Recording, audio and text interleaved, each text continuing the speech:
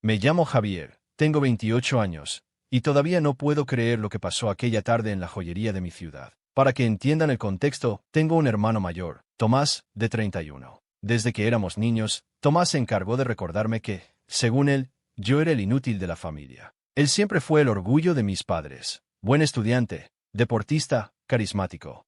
Yo, en cambio, era el introvertido que prefería pasar horas dibujando o arreglando aparatos electrónicos viejos. Con los años, esa dinámica no cambió mucho. Si algo me salía mal, Tomás lo usaba como munición para burlarse. Si algo me salía bien, encontraba la forma de minimizarlo.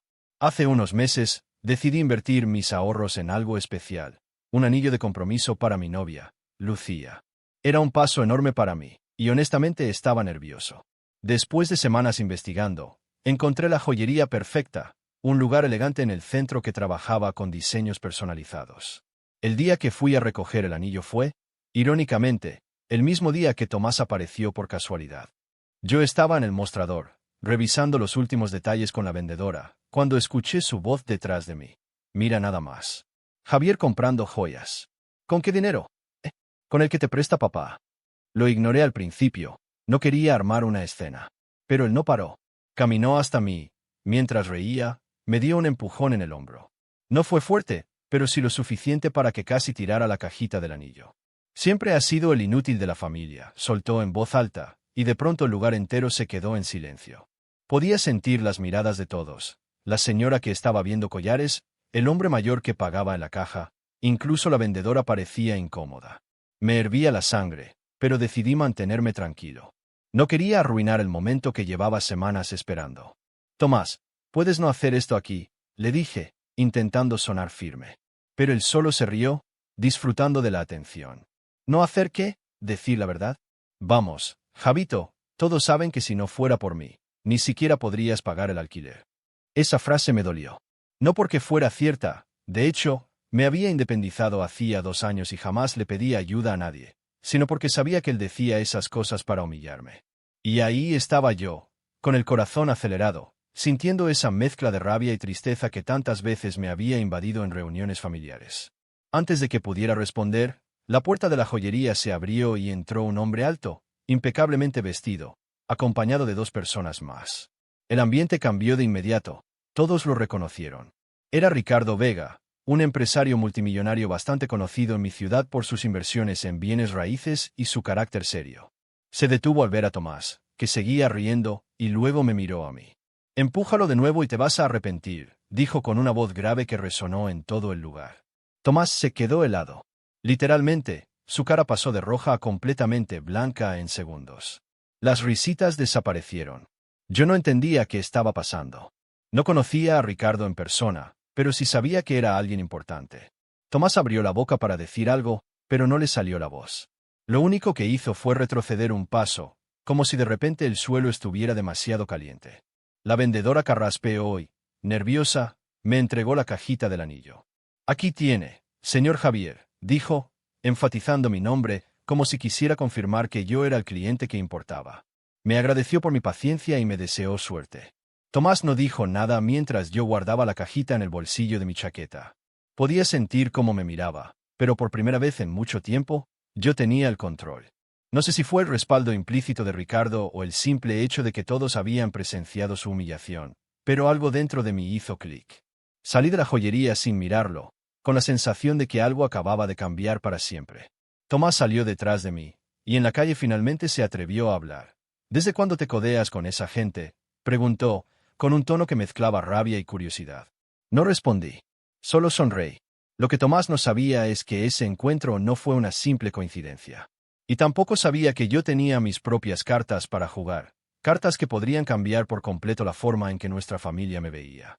Pero eso se lo contaría en el momento justo. Caminé unas cuadras en silencio mientras Tomás me seguía. Podía sentir su mirada clavada en mi espalda, como si intentara descifrar algo que se le escapaba. Cuando finalmente doblé hacia el estacionamiento, se apresuró a alcanzarme. «¿Quién es ese tipo, Javier?», preguntó, esta vez con menos arrogancia y más cautela. Eso me hizo sonreír internamente. Rara vez veía a mi hermano desconcertado. «Un conocido», respondí sin detenerme. «Nada que te importe». Su expresión cambió. Frunció el ceño y se cruzó de brazos. ¿Un conocido? ¿Desde cuándo tienes conocidos millonarios? No me vengas con cuentos, tú nunca te mueves en esos círculos.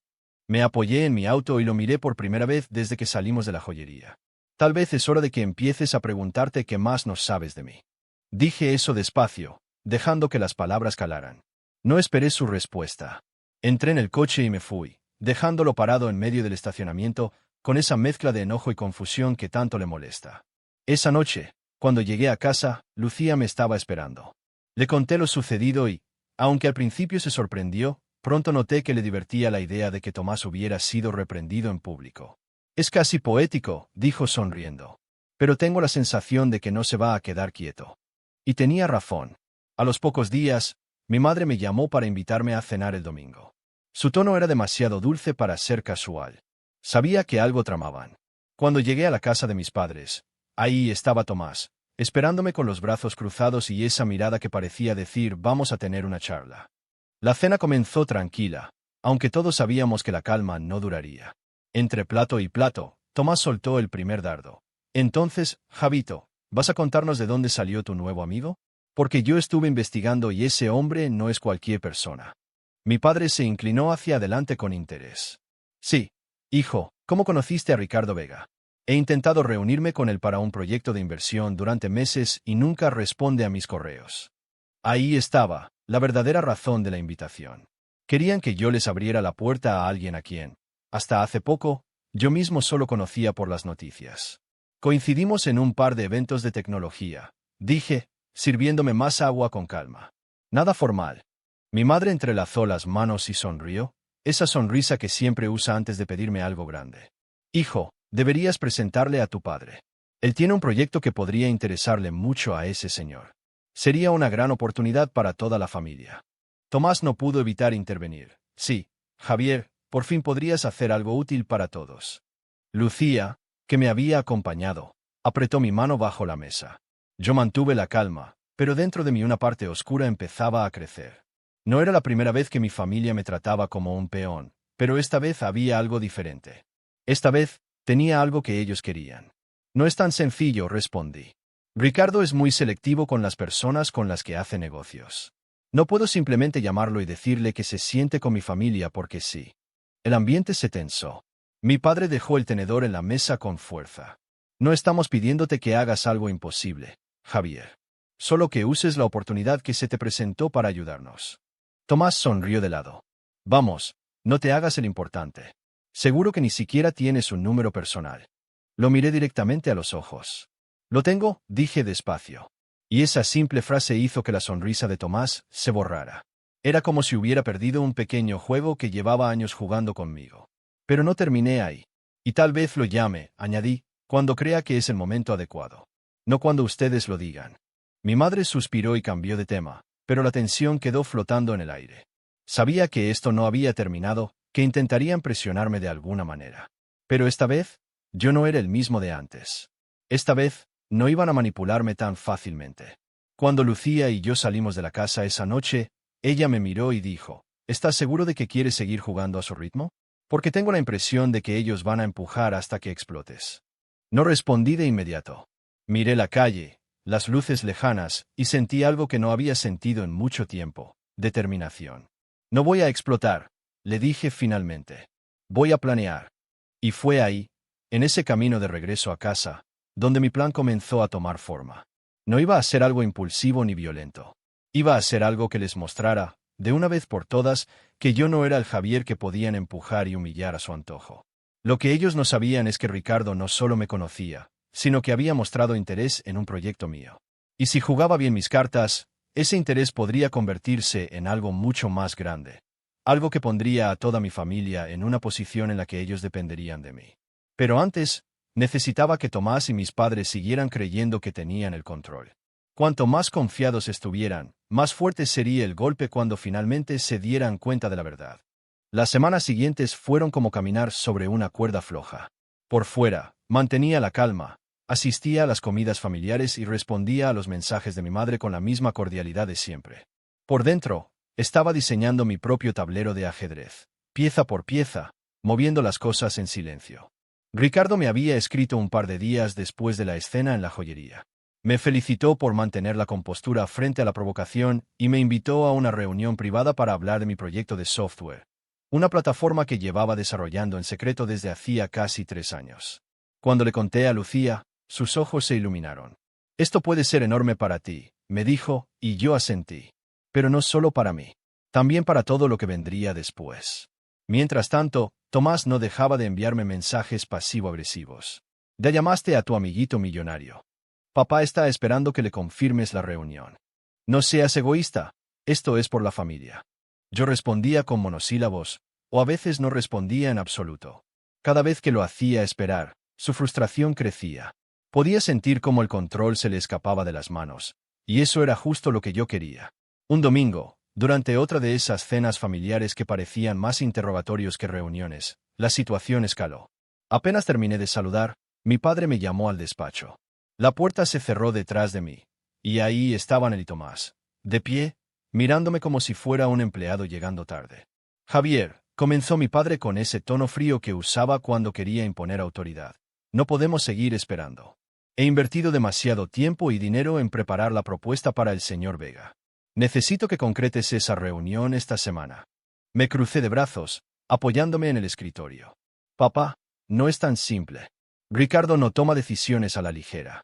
Y honestamente, no estoy seguro de que este proyecto sea algo que él quiera apoyar. Tomás se rió con desprecio.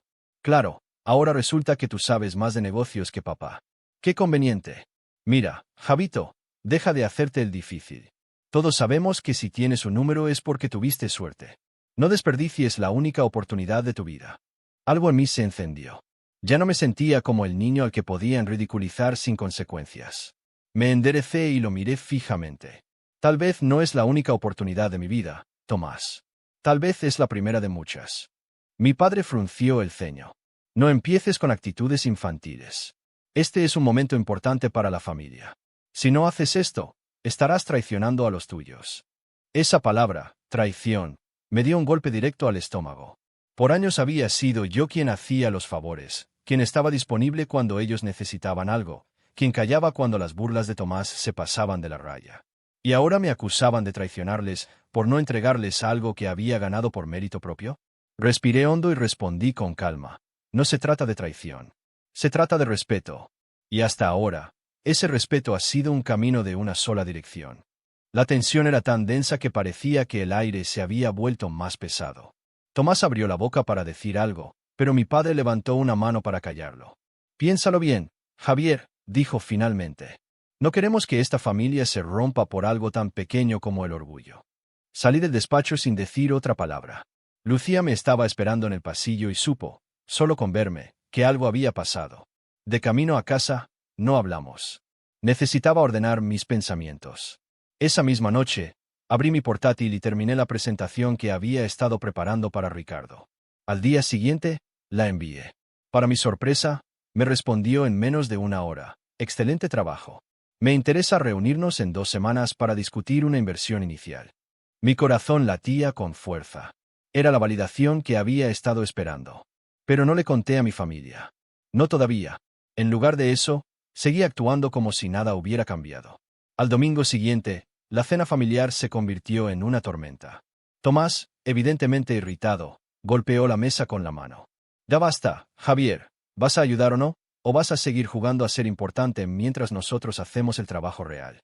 Mi madre intentó calmarlo, pero yo ya estaba harto. Tal vez lo que ustedes llaman trabajo real es simplemente aprovecharse de los demás, solté. El silencio que siguió fue absoluto. Podía escuchar mi propia respiración. Tomás me miró como si quisiera saltar sobre mí. ¿Eso crees? Que toda la vida nos hemos aprovechado de ti. Creo, respondí despacio, que nunca han considerado que yo tenga algo propio. Y eso está por cambiar. Me levanté de la mesa y me fui, dejando a todos en shock. En el auto, Lucía me miró con una mezcla de preocupación y admiración. Les estás enseñando límites por primera vez en tu vida, dijo. Asentí. Y apenas estoy empezando. Durante los días siguientes, Tomás y mi padre me bombardearon con llamadas y mensajes. Yo no respondía. Sabía que mientras más desesperados se pusieran, más claro sería para ellos que ya no podían manejarme como antes. Finalmente llegó el día de la reunión con Ricardo. Me recibió en su oficina, me presentó a su equipo y, después de una conversación de casi 2 horas, me hizo una oferta, una inversión lo suficientemente grande como para escalar mi proyecto al siguiente nivel. Era más de lo que había imaginado. Salí de ese edificio sintiéndome una persona nueva. Por primera vez en años, no solo tenía independencia financiera, tenía poder. Y sabía exactamente cómo usarlo. Pero no podía precipitarme. Si iba a hacer que mi familia entendiera quién era realmente, tenía que esperar el momento perfecto para revelarles todo. Tenía que dejar que su presión llegara al punto de quiebre.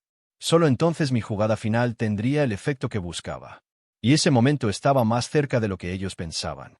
Pasaron solo unos días antes de que Tomás hiciera exactamente lo que yo esperaba. Era como si no pudiera soportar la idea de que yo tuviera algo que él no pudiera controlar.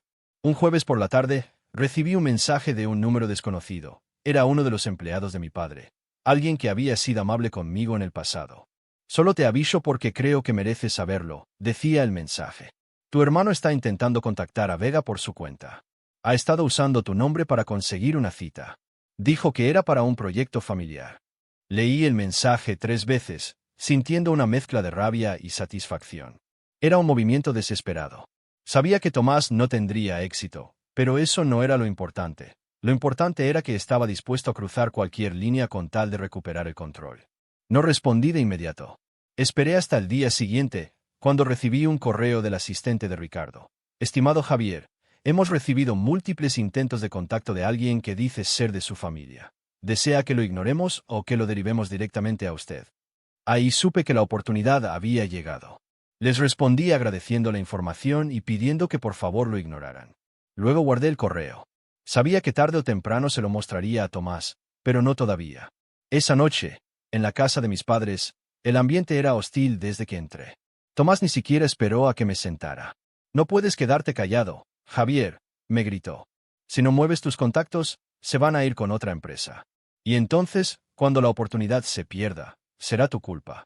Mi padre se unió al ataque. Tu hermano tiene razón. No puedes dejar pasar esto. La familia necesita esa inversión. Es ahora o nunca. Lucía, que me había acompañado otra vez, me apretó la pierna debajo de la mesa para que mantuviera la calma. Pero esta vez no podía seguir siendo diplomático. ¿Sabes qué, Tomás? Dije despacio, sacando el móvil de mi bolsillo. Tengo algo que mostrarte. Abrí el correo de Ricardo y lo puse sobre la mesa. Tu pequeño intento de saltarte mi autoridad no solo fue torpe, fue también humillante. Ricardo sabe que lo intentaste. Y decidió ignorarte. La cara de Tomás se puso roja de inmediato. ¿Qué? ¿Qué estás diciendo? Estoy diciendo que ya no tienes el poder que creías tener, respondí, manteniendo el tono frío. Tus juegos se acabaron. Esta vez no vas a convertir algo mío en tu trofeo. Mi madre intervino, alarmada. Javier, no hay necesidad de hablar así. Tu hermano solo quiere lo mejor para todos. De verdad, solté, mirándola fijamente. Porque desde que tengo memoria, lo que Tomás quiere siempre está por encima de lo que yo quiero. Cuando era niño y ahorré para comprar mi primera bicicleta, Tomás se quedó con ella porque la necesitaba más. Cuando conseguí mi primer empleo, papá insistió en que usara mi sueldo para pagar las deudas de la casa. Y ahora que tengo algo grande, algo que construí solo, ustedes esperan que lo entregue sin chistar. Nadie respondió. El silencio fue tan denso que podía escucharse el zumbido del refrigerador en la cocina. Finalmente, mi padre habló, más serio que nunca. Javier, si no colaboras, no te quejes cuando dejes de ser parte de esta familia. Lucía soltó una risa incrédula. ¿Lo están escuchando? Lo están amenazando como si fuera un empleado. Y aún así esperan que los ayude. Tomás se levantó de golpe, tirando su servilleta al suelo. ¿Sabes qué, Javier? Si no vas a estar con nosotros, estás contra nosotros. No me importa tu proyecto ni tu contacto. Veré la forma de conseguir la reunión sin ti. No respondí. Solo lo observé mientras salía de la habitación, respirando agitado. Supe en ese instante que lo había perdido, que su orgullo lo iba a empujar a hacer algo aún más estúpido. Y eso era justo lo que necesitaba. De regreso en casa, encendí mi portátil y comencé a escribir. No era una simple presentación esta vez, sino un anuncio. Una estrategia para el lanzamiento oficial de mi proyecto, un evento que, con la ayuda de Ricardo, iba a ser grande. Grande al punto de que todos en la ciudad hablarían de él. Si mi familia iba a entender que yo no era el mismo Javier al que podían pisotear, lo harían de la manera más pública posible. No con gritos, no con venganzas impulsivas, sino con un recordatorio silencioso pero demoledor de que el inútil de la familia había dejado de serlo. Durante los días siguientes, dejé que Tomás se enredara más en su propia red. Me llegaban rumores de que había intentado llamar a los socios de Ricardo, de que incluso había hablado mal de mí en reuniones con amigos comunes. Cada movimiento suyo solo hacía que la caída fuera más inevitable. Una tarde recibí una llamada del propio Ricardo. Javier, dijo con su tono pausado y seguro, he oído cosas sobre tu hermano. No me gusta la manera en que intenta forzar las cosas. Pero esto podría jugar a tu favor. ¿Qué te parece si en el evento de lanzamiento hacemos algo especial? Su sugerencia me dejó pensativo. Era arriesgado, pero si salía bien, pondría fin a toda una vida de burlas y humillaciones en un solo golpe. Sonreí, mirando por la ventana de mi oficina. Me parece perfecto. Faltaban solo 2 semanas para el evento, y cada día que pasaba sentía la tensión crecer. Tomás seguía enviando mensajes furiosos, mi padre cada vez sonaba más decepcionado en sus llamadas, y mi madre me pedía que hiciera las paces antes de que las cosas se rompieran del todo. Pero ya no había marcha atrás. Esta vez, la lección sería definitiva. La noche del evento llegó más rápido de lo que imaginaba. El salón de convenciones que Ricardo había reservado estaba impecable, luces suaves, un escenario minimalista con una enorme pantalla LED detrás, y mesas redondas con manteles blancos donde se sentaban empresarios, periodistas y gente influyente de la ciudad. Era el mayor acontecimiento que había organizado en mi vida, y no podía evitar sentir cómo me sudaban las palmas de las manos mientras repasaba mi discurso por última vez. Lucía estaba a mi lado, impecable en un vestido que hacía que todos voltearan a mirarla. Me apretó la mano y me sonrió. «Estás a punto de hacer historia», Javier susurró. «Y no solo para ellos. También para ti». Poco después, vi llegar a mis padres. Venían juntos, seguidos por Tomás, que parecía más molesto que nunca. No me extrañó. Probablemente no soportaba la idea de que lo hubieran invitado a algo donde yo era el protagonista. Me saludaron de forma cortés, como si no hubiera pasado nada en las últimas semanas. Mi madre incluso me besó en la mejilla y me dijo, «Estamos orgullosos de ti». No pude evitar sentir una mezcla de ironía y tristeza. Por primera vez en años, esas palabras no tenían el poder de calmarme ni de hacerme olvidar todo lo que había pasado. Cuando todos estuvieron en sus asientos, las luces se atenuaron y el presentador subió al escenario para dar inicio al evento. Después de un breve discurso de bienvenida, me presentó como el creador de una plataforma innovadora que promete cambiar el panorama tecnológico de la región. Escuchar eso me dio un escalofrío. Era mi momento. Subí al escenario con paso firme, sintiendo todas las miradas sobre mí, incluidas las de mi familia. Comencé hablando de cómo había nacido la idea de mi proyecto, de las noches sin dormir y de los sacrificios que había hecho para financiarlo. No era un discurso técnico, era una historia personal, la historia de cómo había pasado de ser el hijo que nunca estaba a la altura a alguien capaz de crear algo que estaba a punto de recibir una inversión multimillonaria. Cuando terminé, la pantalla detrás de mí se iluminó mostrando el logo de la empresa de Ricardo junto al mío. Se escuchó un murmullo de sorpresa en la sala. Ricardo subió al escenario, estrechó mi mano y anunció oficialmente que había decidido invertir en mi proyecto y convertirlo en una empresa conjunta. «Creemos en el talento de Javier», dijo con voz clara. «Y creemos que esto es solo el comienzo». El aplauso fue ensordecedor. Yo sonreía, pero en el fondo sabía que la verdadera razón por la que había organizado todo esto iba más allá de mi carrera. Era mi mensaje final a mi familia. Y no iba a dejar pasar la oportunidad de dejarlo claro. Tomé de nuevo el micrófono y miré hacia donde estaban sentados mis padres y mi hermano. «Quiero dedicar este momento», dije, «no solo a quienes me apoyaron, sino también a quienes dudaron de mí. Porque fueron esas dudas las que me empujaron a demostrar que valía más de lo que ellos pensaban.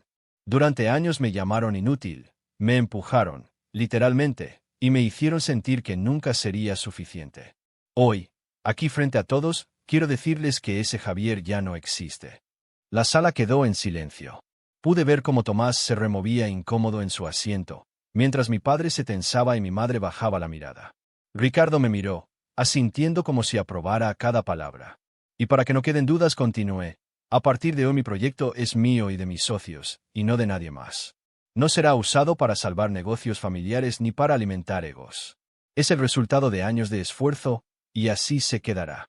Hubo otro aplauso, más fuerte esta vez. Algunos incluso se pusieron de pie. Mi corazón latía con fuerza, pero sentía una paz que no había sentido en años.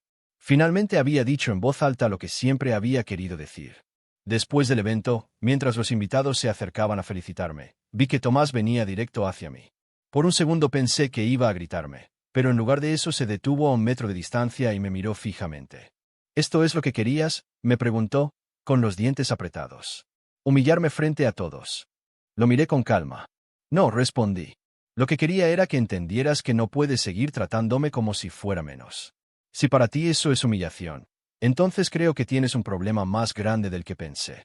Se quedó en silencio, respirando agitado, y luego se dio la vuelta y se fue sin decir más. Mis padres se acercaron poco después, pero no dijeron nada. Solo me dieron una mirada cargada de algo entre orgullo y reproche, y luego siguieron a Tomás hacia la salida. Cuando el salón se fue vaciando, me senté un momento a asimilar todo. Lucía se acercó y me abrazó. «Lo lograste», dijo. Asentí. No fue fácil, pero tenía que hacerlo. Por mí. Las semanas siguientes fueron extrañas. Mi familia dejó de invitarme a las cenas dominicales, y Tomás me bloqueó en todas las redes sociales. Pero no me importó. Tenía mi empresa, mi equipo, y por primera vez en la vida, tenía respeto por mí mismo. Un día recibí una carta de mi madre. No era larga, pero me conmovió. «Hijo, tal vez necesitábamos escucharte decir todo eso. No fue fácil verte en ese escenario, pero me di cuenta de que te convertiste en alguien fuerte. Quizá fuimos duros contigo, quizá demasiado. No espero que nos perdones de inmediato, pero me gustaría volver a verte cuando estés listo». Guardé la carta en un cajón. Todavía no estaba listo para volver. Tal vez lo estaría algún día. Pero por ahora, estaba bien así. Ricardo me llamó poco después para confirmar que la primera transferencia de inversión se había realizado. Nuestro proyecto estaba en marcha. Miré por la ventana de mi oficina, sintiendo algo que nunca había sentido: libertad. Ya no era el inútil de la familia. Ya no era el hermano pequeño al que podían empujar en público sin consecuencias. Era alguien que había tomado el control de su vida. Y, en cierto modo, sabía que esa noche en la joyería había sido el comienzo de todo. Ahora, cada vez que paso por ese lugar, no pienso en la humillación. Pienso en el día en que todo cambió. Y sonrío. Porque sé que, de alguna forma, esa fue la última vez que dejé que alguien me empujara sin devolver el golpe, aunque fuera con la estrategia más silenciosa y devastadora que pude imaginar. Lucía dice que algún día mi familia volverá a buscarme, y tal vez tenga razón. Pero la diferencia es que, si lo hacen, ya no será para decirme quién debo ser. Será para reconocer quién soy. Y ese es, para mí, el final perfecto.